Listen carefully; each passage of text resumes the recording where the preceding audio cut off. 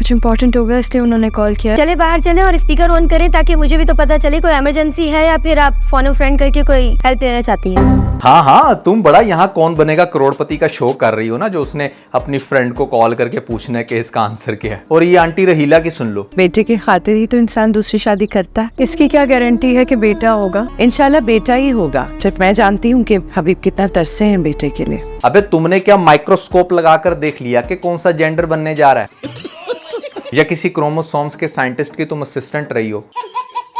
इंशाल्लाह बेटा ही होगा। नहीं, तुम्हें पहले से ही पता है कि तुम्हारा बेटा होना है और तुमने इस खानदान को वायरस देना, मतलब शाबाश है। वैसे मजा ही आ जाए अगर आने वाली एपिसोड में आपको दिखाया जाए कि रहीला आंटी का बेटा नहीं बल्कि बेटी हो चुकी है। फिर इस बेचारी के सारे ख्वाब चिकनाचूर हो जाएंगे, क्योंकि भैया बेटियों की कमी तो पहले ही नहीं थी इस घर में। और हबीब मियाँ की सुन लो, मैं सुनाता रहा और वो चुप करके मेरी सुनती रही। अबे भैया तेरी इतनी औकात है कि तू किसी को सुनाए और वो आगे से सुनते रहे। और एक तो मुझे समझ इस बात की नहीं आती कि ये हबीब मियाँ के कान में क्या घुसा हुआ है जिसको हर वक्त पकड़ के निकालने की कोशिश करता है। बड़ा एक अजीब मनहूस किस्म का इरिटेटिंग कैरेक्टर है जो आपको दिखाया गया। और ये जो बेटे का वारिस वाला ट्रेंड है ना, ये बहुत पुराना हो चुका है। आज के दौर के अंदर ये जो लोग स्पेसिफिकली ये सोच रखते हैं कि हमारा बेटा होगा तो वो हमारे खानदान का वारिस होगा और वो हमारे बिजनेसेस को देखेगा, टोटली फ्लॉप है। जैसे वक्त के साथ चीज़ें चेंज हो रही हैं, वैसे वक्त के साथ ये ट्रेंड भी बहुत हद तक खत्म हो चुका है, स्पेशली अपर क्लास में। और बहुत जगहों पर तो देखने में ये भी आया है कि लोग बेटी की डिमांड कर रहे हैं कि बेटी हो बेटा ना हो। आप लोग बड़ा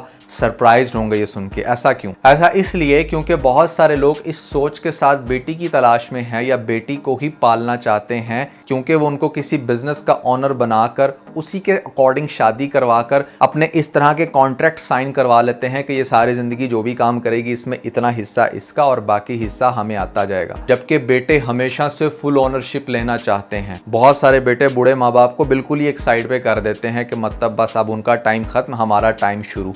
बेटियों के केस में ऐसा नहीं होता। सो मैं ये नहीं कह रहा कि बेटे रखना बुरी बात है। बेटे और बेटियों का वो जो कॉन्सेप्ट था ना कि हाँ बेटा ही चाहिए, वो अब खत्म होता जा रहा है, क्योंकि इसके अंदर एक बहुत ही जबरदस्त किस्म का हमें कॉन्फ्लिक्ट देखने को मिल रहा है। और at the end of the day, चाहे बेटा हो या बेटी, ये आपकी परवरिश पे, आपकी ग्रूमिंग पे डिपेंड करेगा कि आपने उसके अंदर कौन सी मेंटालिटी इंजेक्ट करवाई है। जो आप उसको सिखाओगे वही आपको रिफ्लेक्ट होगा in the days to come. लड़का अच्छा कमाता हो, छोटा खानदान हो, कोई बड़ा खानदान ना हो, लेकिन लड़का भी कम उम्र हो। अच्छा, ये सारी माओं की ख्वाहिश होती है, लड़का छोटी उम्र का हो, अच्छा कमाता हो, छोटी सी फैमिली हो, बिजनेसमैन हो। ऐसी ख्वाहिश किस माँ की नहीं होती? लेकिन ये क्यों नहीं सोचती कि भैया छोटी उम्र के लड़के कभी भी इतना ज्यादा सक्सेसफुल नहीं हो सकते। अगर आपको एक सक्सेसफुल बंदा चाहिए तो वो 26 से 32 साल की उम्र के दरमियान ही होगा। अगर इससे लेट है तो वो डेफिनेटली थोड़ा सा ओवर एज की तरफ चला जाता है, और अगर इससे कम है तो चांसेस आर के वो आपके लिए परफेक्ट नहीं होगा। उसकी तबीयत में बहुत ज्यादा स्टेबिलिटी नहीं होगी। और इस ड्रामे के अंदर रिश्ते के नाम पर जो प्रपोजल आते हैं ना, उन बंदों को देख के मेरी तो हंसी निकल जाती है। इसको देखकर मुझे हमारा दूध वाला याद आ जाता है। लेटेस्ट एपिसोड में एक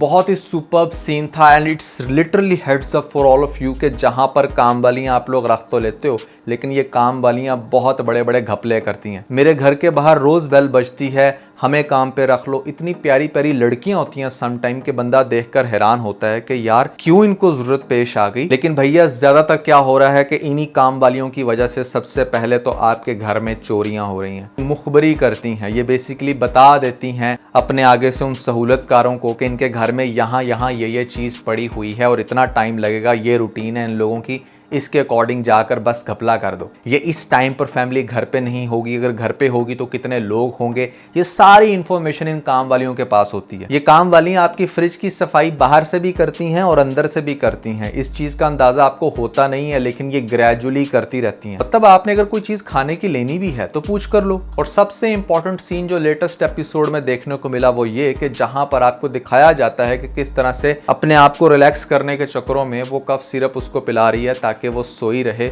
और इस तरह से उसको उठाकर फिरना ना पड़े। अब आप सोचोगे तो फिर क्या करें, काम वालियां कहां से रखें? काम वाली हमेशा वो रखें जिसको आप अपने घर में पनाह दे सको, आपके पीछे से किसी गांव की हो, आपको पता हो कि ये कहाँ से आई है, कहाँ रहती रही है पहले, और फिर उसने रहना ही आपके पास हो, उसने आपके घर से शाम को कहीं जाना ना हो। या आप वो काम वाली रखें जो हर दूसरे दिन कोई साथ नई लड़की अपने नहीं लेकर आ रही, वो हमेशा खुद ही आती है। और वो काम वाली तो बिल्कुल भी ना रखें जो आपके घर के पर्सनल मैटर्स में बार बार आपसे क्वेश्चनिंग कर रही है। आप चाहे लाख उसका मुंह बंद कर दो, उसको चूंकि क्यूरियोसिटी है तो उसके दिमाग में क्या पॉलिटिक्स चल रही है यू नेवर नो। और फाखिर की नई चवल सुन लो आप। पिछले 3 रिव्यू से मैं ये बात कर रहा हूं कि भैया डिग्री एक जस्ट पीस ऑफ पेपर है जिसको भले आप डस्टबिन में फेंक दो, आज के दौर में उसकी कोई वैल्यू नहीं। आई नो कि मेरी ये स्टेटमेंट बहुत सारे लोगों को हिट करती है बार बार, स्पेशली वो लोग जिन्होंने डिग्री कर रखी है। मैंने भी कर रखी है, ये मत समझना कि शायद मैंने नहीं की तो इसलिए मैं दूसरों को मना कर रहा हूं। मैंने की है और मुझे उसका कोई फायदा नहीं हुआ, इसलिए मैं आप लोगों को समझा रहा हूं कि दुनिया चेंज हो चुकी है। मैंने 12 साल कॉर्पोरेट में काम किया है और आज तक मुझे नहीं याद कि मैंने जितनी भी कंपनी शिफ्ट की हैं कहीं पर भी डिग्री की डिमांड की हो कि नहीं भैया अपनी डिग्री लेकर आओ। वो आपके जस्ट डायरेक्ट स्किल्स को देखते हैं, आपके सीवी पर देखते हैं क्या लिखा हुआ है, कौन सा एक्सपीरियंस है, आपका लाइव टेस्ट लेते हैं, आपकी कम्युनिकेशन देखते हैं, and here you go. Even कि मैंने कितने लोगों को हायर किया जो कि बताते थे आते सारी कि हमने फलां यूनिवर्सिटी से ये कुछ कर रखा है।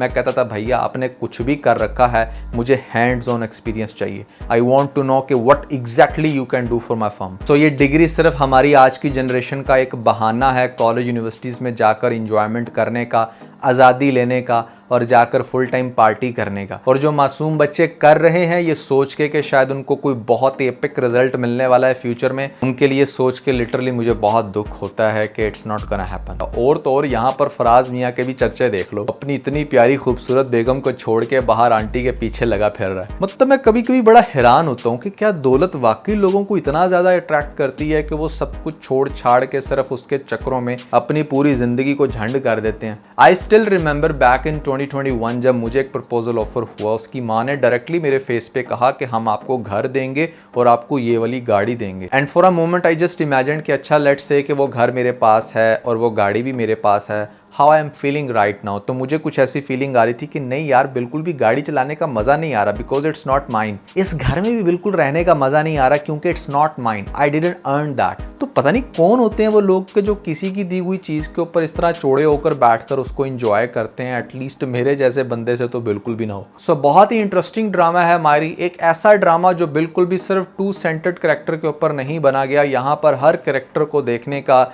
उसकी स्टोरी के अंदर इन डेप्थ होने का बहुत मजा आता है। And last but not least जो आपने पढ़ा हमारे थंबनेल के ऊपर के ऑल द ऑडियंस वांट के मतलब किसी पॉइंट पर हमारा जो फाखिर है वो एनी को ये कहे कि I love you, and that's going to happen near future, क्योंकि बहुत सारी चीजें हैं जो अभी खुलकर मजीद आएंगी। आई स्टिल बिलीव कि इस ड्रामे के अंदर इतना कुशन है कि यहाँ पर एटलीस्ट 10 से 15 मजीद एपिसोड आ सकती हैं। आप लोगों के क्या है विचार जरूर बताइएगा नीचे मुझे कमेंट सेक्शन में। तो दोस्तों अगर आप लोगों ने मेरी ये वीडियो नहीं देखी जहां पर मैं लाया था आपके लिए 10 ऐसे इंटरेस्टिंग प्रपोजल जिनको देखकर आपको काफी हंसी भी आएगी और मजा भी आएगा वीडियो देखने का, ऊपर लिंक मिल जाएगा, जाकर वीडियो देख के अपना फीडबैक देना मत भूलिएगा।